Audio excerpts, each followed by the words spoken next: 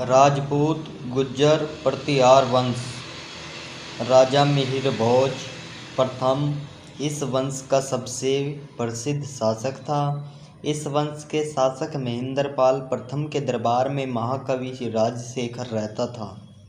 उसने कपूर मंजरी, काव्यमीमांसा व बाल रामायण आदि ग्रंथों की रचना की। वह चौहान वंश का सर्वाधिक प्रसिद्ध राजा पृथ्वीराज चौहान तृतीय था। 1191 ईस्वी के प्रथम तराइन युद्ध में उसने मोहम्मद घोरी को हराया। 1192 ईस्वी में हुए तराइन के द्वितीय युद्ध में पृथ्वीराज पराजित हुआ और बंदी बना लिया गया तथा कुछ समय बाद उसकी हत्या कर दी गई।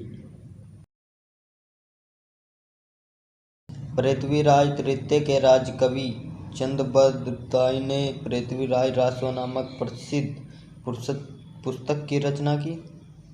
अब चंदेल वंश की राजधानी खजुराहो थी।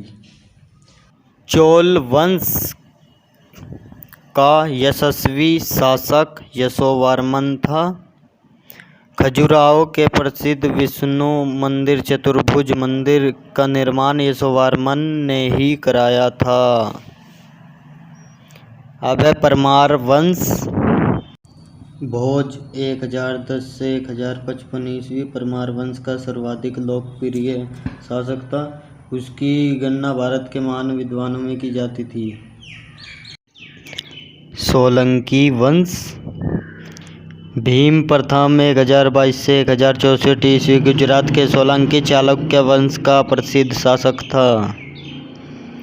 इसके शासनकाल में महमूद गजनवी ने 1025 ईस्वी में सोमनाथ के मसीह मंदिर पर आक्रमण किया था। अब है पाल वंश। बंगाल के पाल वंश के धर्मपाल ने विक्रमशिला विश्वविद्यालय की स्थापना की तथा नालंदा विश्वविद्यालय का जीर्णोद्धार कराया। इस वंश के सबसे शक्तिशाली शासक देवपाल ने उड़ीसा व असम को जीता तथा प्रतिहार राजा भोज व राष्ट्रकूट राजा मोघवर्ष का पराजित किया।